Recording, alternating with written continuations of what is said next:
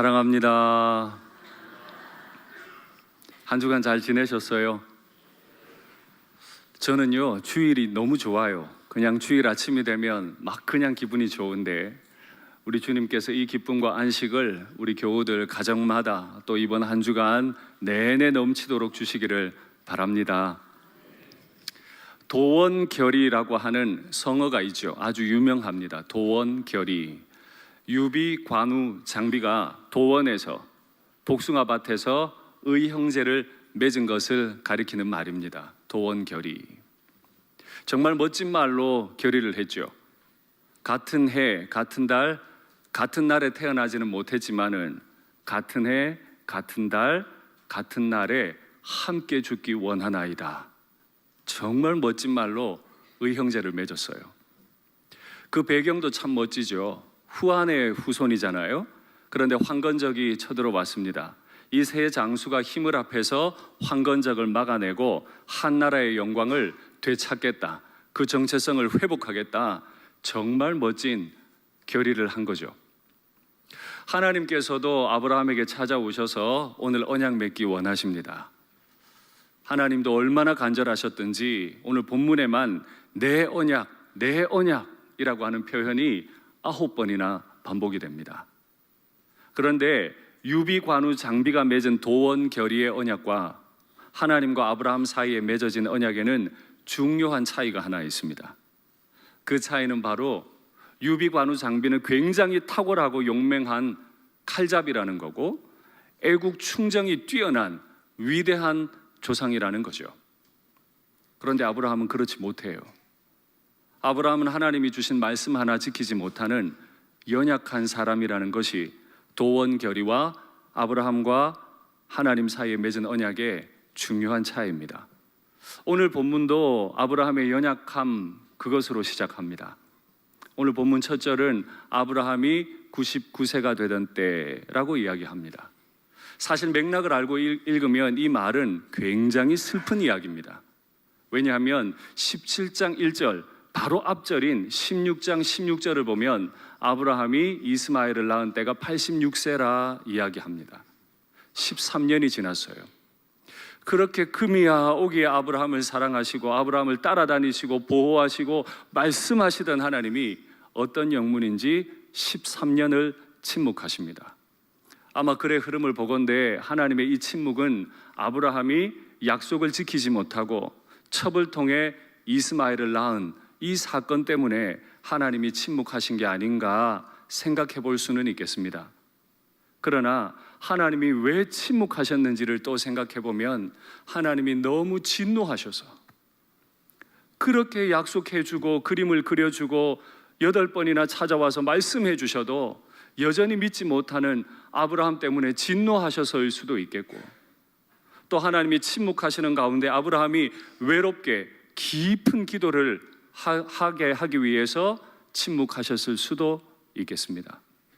그런데 하나님은 오늘 그 긴 13년의 침묵을 깨시고 아브라함에게 찾아오셨죠. 그리고 아브라함에게 처음 내뱉는 말씀이 나는 전능한 하나님이라 너는 내 앞에 행하여 완전하라. 나는 전능한 하나님이라 이야기하십니다. 여러분, 성경을 읽으실 때, 큐티 하실 때, 설교를 들으실 때 가장 중요한 구절은 내가 뭘 해야 한다는 게 아닙니다. 하나님은 어떤 분이십니다. 예수님은 어떤 분이십니다. 이런 구절이 가장 중요해요. 왜냐하면 성경은 하나님의 뜻을 드러내는 책이잖아요. 그래서 하나님이 어떤 분이라는 구절이 나오면 정말 중요하게 여기고 대하셔야 됩니다. 뿐만 아니라 특별히 오늘 본문처럼 사람이 하나님은 이런 분입니다 고백한 게 아니라 당신 스스로가 나는 이런 사람이다, 이런 존재다 라고 선언하시는 구절이 나오면 그건 성경에서 가장 중요해요. 그래서 두 눈 부릅뜨고 그 본문을 읽으셔야 하죠. 나는 하나님이라, 나는 전능하신 하나님이라. 이런 방식으로 말한 것이 꽤 몇 번 있습니다. 하나님이 타지 않는 떨기나무 가운데 임하셔서 모세를 부르실 때 나는 스스로 있는 자라 말씀하셨죠. 누가 나를 불렀습니까? 내가 어떻게 바로에게 갑니까? 나는 스스로 있는 자라, 바로보다 큰 자라. 하나님이 모세를 시내 산으로 이끌어 올리시고 율법을 주실 때도 나는 너를 애굽 땅 종되었던 집에서 인도하여 낸 너의 하나님 여호와니라. 주인이 없는 것 같은 도망자인 이스라엘 백성에게 너의 하나님 여호와라고 분명히 밝혀주시는 하나님의 이 사랑의 음성을 듣는 것, 그건 굉장히 중요합니다. 아브라함이 큰 전쟁을 끝마친 이후에 두려움도 허탈감도 생겼잖아요. 그때 하나님이 아브라함에게 찾아오셔서 나는 너의 상급이요 나는 너의 방패다, 너를 보호하는 하나님이다, 이런 말씀들은 아브라함이 깊이 들어야 할 말이지요. 그래서 하나님은 오늘 13년의 침묵을 깨시고 처음으로 와서 하시는 말씀이 나는 전능한 하나님이라. 히브리어로 보면 나는 엘샤다이다 말씀하십니다. 이 엘샤다이라고 하는 히브리어를 독일어 성경이 아주 멋있게 번역했습니다. 데어 곧 데어 알레 마흐트 하트, 나는 모든 일을 행하는 하나님. 전능자라는 뜻은 모든 일을 행하실 수 있는 하나님이라는 뜻이죠. 여러분, 여기서 한 가지 여쭐게요. 왜 13년의 침묵을 깨고 오신 하나님이 자신을 계시하실 때 나는 모든 일을 행할 수 있는 하나님이라고 계시하셨을까요? 다른 말들도 많을 텐데 왜 나는 모든 일을 행할 수 있는 하나님 엘샤다이라고 계시하셨을까요? 아브라함이 이 일은 하나님도 못할 거라고 생각하고 있기 때문이죠. 내 나이가 몇 살인데 아직도 아기를 못 낳고 있습니다. 그러니 하나님, 그냥 첩을 통해 아이 낳겠습니다.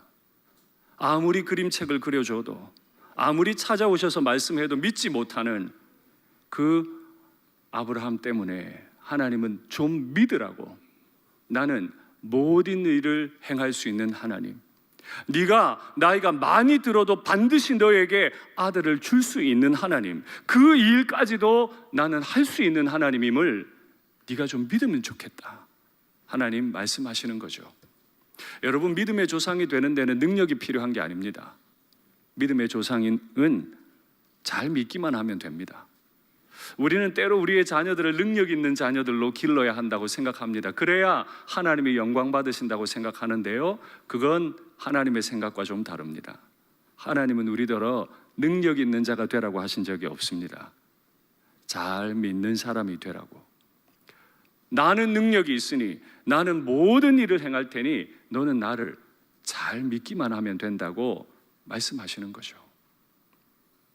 그렇게 아브라함을 설득하신 하나님께서는 너는 내 앞에 행하여 완전하라 말씀하시네요.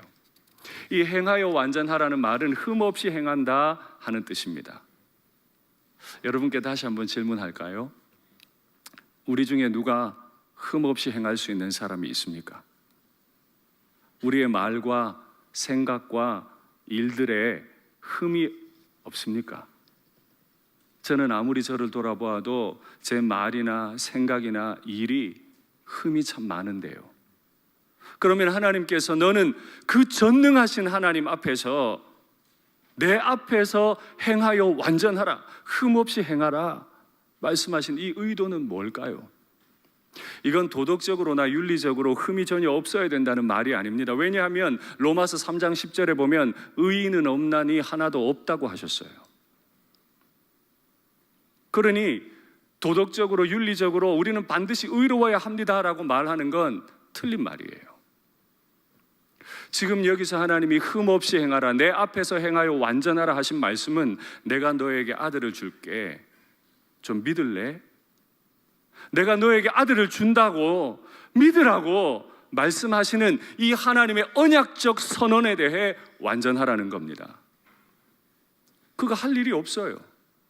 그냥 하나님이 아들 줄게 하시면, 언약을 선언하시면 모든 것을 행하시는 하나님은 그 일도 행할 수 있다고 믿고 가만히 있으면 되는 거죠. 하나님이 우리에게 요구하시는 흠없는 삶이라고 하는 건 하나님이 주신 약속이 반드시 이루어진다고 믿고 다른 생각하지 않는 겁니다. 다른 일을 하지 않는 거죠. 하나님이 이 일을 이루실 수 있을까요? 없을까요? 모든 일을 행하시는 하나님은 이 일도 반드시 행하실 줄 믿습니다. 그래서 하나님께서는 아브라함과 하나님 사이에 다시 언약 맺기 원하시죠. 나와 너 사이에 언약을 맺자. 유비 관우 장비가 도원 결의를 맺었다면 하나님과 아브라함은 마므레 상수리 결의를 하는 거죠. 아무리 봐도 도원 결의보다 더 멋있는 게 마므레 상수리 결의예요. 하나님이 아브라함을 얼마나 사랑하시는지 아브라함에게 찾아오셔서 결의를 하시는데 중요한 차이가 하나 있어요. 도원 결의는 황건적을 몰아내고 한 나라를 다시 세운다고 하는 공공의 명분이 있습니다. 아주 중요한 공적인 명분이 있죠. 그런데 하나님이 지금 아브라함과 맺기 원하시는 이 언약은 공적인 언약이 아닌 듯 보여요.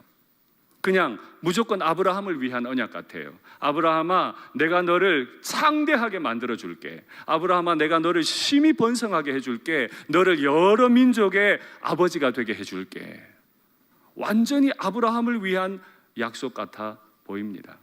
뿐만 아니에요. 이때 약속을 하시면서 하나님이 말씀하시는 언어를 보면 하나님 아니고는 절대 하실 수 없는 말을 말씀하세요. 영원한 언약, 영원한 기업, 온 땅을 너에게 주마. 하나님이 아니고는 도저히 할 수 없는 말을 하나님이 아브라함에게 하시는 거죠. 아브라함은 지금 그 하나님의 언약 앞에 있습니다. 여러분, 이렇게 하나님이 하시는 말씀 앞에서 아브라함이 뭐 할 게 있겠습니까? 자신을 쪼개진 짐승처럼 낮추신 하나님 앞에서 뭘 더 할 게 있어요? 그냥 가만히 있으면 되는 거죠. 나를 큰 민족으로 만들어 주시겠다고 하시는 하나님 앞에서 내가 할 수 있는 건 아무것도 없어서 그저 그렇게 될 줄 믿습니다 라고 말하면 되는 것 아닙니까? 그런데 하나님은 그것만으로 그냥 두지 않으시죠. 이름도 바꿔버리세요. 너 이름부터 바꾸자. 네 이름 마음에 안 드니까 네 이름부터 바꾸자. 이름이 뭐라고요? 아브람에서 아브라함으로. 아브라함은 높으신 아버지라는 뜻입니다. 높으신 아버지. 그런데 열국의 아버지라는 이름으로 아브라함으로 바꾸시죠. 아브라함의 이름만 바꾸신 게 아니고 그의 아내 사레의 이름도 바꾸십니다. 사레는 왕비라는 뜻입니다. 왕비. 그런데 이 이름을 열국의 어머니 사라로 바꾸십니다. 아브라함이나 사레는 높기 원했을 거예요. 한번 태어나는 인생이니까 높아지기 원했을 거예요. 여러분, 우리는 다 높아지기를 원합니다만은 높아지든 낮아지든 그건 하나님한테 큰 의미가 없어요. 우리는 간혹 우리 자녀들이 고위직이 되길 바라죠. 저도 사실 바랍니다. 우리 일산교회에 계신 모든 자녀들이 할 수 있으면 일터에서 충성하고 형통하기를 바랍니다. 새벽마다 저는 그렇게 기도하고 있습니다. 그러나 그것이 하나님과 큰 관계는 없습니다. 하나님은 우리의 높고 낮음에 관심이 있으신 분이 아니라 그래서 뭐 할 거냐? 그 의미에 관심이 있으시죠. 높으신 아버지, 높으신 어머니의 이름을 바꾸어서 열국의 아버지, 열국의 어머니. 단지 네가 높아지는 게 목적이 아니라 네가 태어나고 살아가는 이유가 아니라 너를 통해 모든 민족이 하나님을 섬기게 되는 그런 아버지, 어머니가 되기를 바란다. 이것이 하나님의 의미인 거죠. 하나님이 그래서 이름을 바꾸어 주십니다. 여러분, 저와 여러분이 하나님 앞에 이런 의미 있는 인생을 살게 되기를 바랍니다. 또 우리 자녀들을 축복하실 때요, 단지 높아지라고만 말하지 마십시오. 그러면 거절감을 경험할 겁니다. 늘 높은 건 아니거든요. 늘 쉽게 높아지는 건 아니거든요. 우리도 경험했지만 인생이 그렇게 술술 풀리지 않습니다. 하나님이 왜 너를 높이시기 원하시는지, 하나님이 네가 어떻게 되기를 원하시는지, 너를 통해 하나님이 어떤 일을 하고 싶으신지에 대해서 생생하게 들려주시는 게 우리 자녀들을 더 아름다운 인생으로 이끄는 길이라고 저는 있습니다. 저와 우리 자녀들의 인생을 통해 하나님의 영광이 나타나고 하나님이 뜨겁게 일하시는 그런 한평생이 되면 좋겠습니다. 하나님이 그걸로도 마음이 놓이지 않으셨나 봐요. 하늘에 그림책 그려주시고 땅에 쪼갠 짐승으로 그림 그려주시고 열 민족을 내쫓을 거라고 8번이나 말씀해 주시는 그 말씀을 듣고도 아브라함이 엉뚱한 짓을 하니까 하나님이 찾아오셔서 이름도 바꿔버리시고 내친 김에 아브라함의 살에다가도 언약을 새기기 원하셨어요. 하늘에도 그림 그려놔도 안 되고 땅에 그림 그려도 안 되니 아브라함의 살에 하나님의 약속을 새기기 원하셨죠. 아브라함아, 너와 너의 집에 있는 모든 남자는 그 포피를 베어버리라. 아브라함의 고민은 이거예요. 지금 내 나이가 많이 들어서 아들을 낳을 수 없습니다. 나는 무능한 자입니다. 그런 무능한 나이 들어버린 그 남성의 포피를 베는 게 무슨 의미가 있겠어요? 이미 무능해져 버렸는데, 나이가 들어서 아들을 낳을 수 없게 됐는데. 아니죠. 그 무능한 남성을 포피를 베면서 하나님은 이거는 안 되지요. 그 불신앙도 베어버리라는 거죠. 그 지역의 많은 사람들은 할례라고 하는 의식을 행했습니다. 성인식이었죠. 그러나 하나님이 할례를 시키시는 이유는 성인식이 아니에요. 우리의 건강을 위해서 한 것도 아니에요. 불신앙을 베내라고 할례를 명하신 거죠. 아브라함은 화장실을 갈 때마다, 몸을 씻을 때마다 자신의 베어진 포피를 보면서 생각할 겁니다. 그래, 불신앙을 베내야 한다. 불신앙을 베어내야 한다. 모든 일을 행하시는 하나님 앞에서 안 된다고 말했던 그거, 내가 나이 들어서 더 이상 아들을 낳을 수 없는 남자라고 말했던 그걸, 불신앙을 베내야 한다. 근데 나뿐 아니라 모든 집안이, 모든 후손이 그래야 하는 거죠. 지금 이 성경을 누가 기록하고 있다고요? 모세예요. 하나님, 얘들이 가나안에 들어가서 10족속을 몰아내고 이 땅에 하나님의 도구가 될 수 있겠습니까? 이렇게 원망을 많이 하는데 아니죠. 모세도 할례를 하고 모든 백성들이 할례를 해야만 하죠. 뭘 하라고요? 반드시 우리는 이 요단강을 건너고 가나안 땅에서 하나님의 나라를 이루게 될 거다. 불신앙을 베어버리라는 거죠. 아브라함도 모세도 하나님의 약속을 이룰 수 있겠습니까? 없겠습니까? 반드시 이루어지게 될 겁니다. 왜냐하면 하나님이 모든 일을 행하실 수 있는 분이시기 때문에 그렇습니다. 그런데 진짜 아브라함은 조상이 될 만해요. 하나님이 이 정도까지 말해도 안 믿어요. 고집이 정말 대단합니다. 사람이 그래도 태어나서 고집 좀 있어야 한 자리 하지 않겠습니까? 아무리 하나님이 하늘에 그림 그리고 땅에 그림 그리고 살에 언약을 새기라고 해도, 내가 반드시 아들을 줄게, 내가 아들 너한테 안 주면 네가 나를 쪼개 죽여버려라, 이렇게까지 말씀하셔도 아브라함이 안 믿기로 작정을 해요. 아브라함이 엎드립니다. 속으로 말하죠. 하나님, 내 나이가 지금 100살입니다. 이래 가지고 아들 낳겠습니까? 오늘 본문에 보니까 아브라함이 속으로 그렇게 말했다 그래요. 그리고 입으로 말씀을 뱉는 건 이스마엘이나 잘 살기 원합니다. 여러분, 저는 성경을 읽으면서 어떻게 이렇게 번역을 잘했을까? 어떻게 아브라함의 마음을 이렇게 잘 알고 번역했을까 싶어요. 이스마엘이나 잘 살면 되죠 뭐. 그런데 하나님이 얼마나 지금 기분이 나쁘실까요? 이스마엘 때문에 13년을 침묵하셨는데, 그렇게 오랫동안 아브라함을 따라다니시며 복 주시고 지켜주시고 약속하시고 그림 그려주시고 하늘에도 땅에도 그 살에도 그림 그리라고, 내가 반드시 이루어 줄 거라고 하는데도 속으로 비웃으며 하나님 앞에 말하기를 이스라엘이나 잘 되기 원합니다. 여러분, 이건 적어도 하나님 앞에 할 말은 아니잖아요. 이 정도 되면 하나님이 아브라함을 버리셔도 괜찮지 않겠습니까? 이 정도 되면요. 그런데 하나님은 몸을 더 낮추세요.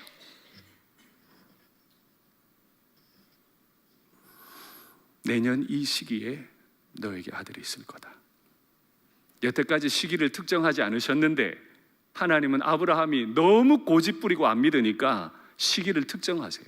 내년 이때, 내년 이 시기에 너에게 아들을 줄 거다. 아들이 반드시 태어날 건데 그 아들의 이름을 이삭이라고 하거라. 이름까지도 정해 주시네요. 여러분, 이 하나님을 어떻게 하면 좋아요? 이 하나님 어쩌면 좋아요? 이렇게 안 믿고 이렇게 불손한 태도를 가진 아브라함을 끝까지 참으시고 한 번 더 몸을 낮추어 주시는 이 하나님을 어쩌면 좋습니까? 우리가 그렇게 완고하게 하나님을 안 믿으니까 그 아들을 이 땅에 사람의 몸을 입히고 보내시고 십자가에 못 박아 죽이신 그 하나님을 어쩌면 좋아요? 내가 뭘 하고 그렇게 날 사랑하셔서 날 위해 아들을 죽이신단 말입니까? 그래서 모든 것을 행하시는 하나님이세요. 드디어 아브라함이 그 하나님 앞에 굴복이 되죠. 오늘 본문에 보니 이날 아브라함 자신과 그 집에 있는 모든 남자들의 포피를 베었다 그래요. 여러분, 할례는 결코 쉬운 일이 아닙니다. 지금부터 4,000년 전이잖아요. 수술실도 없고 도구도 없고 약도 없어요.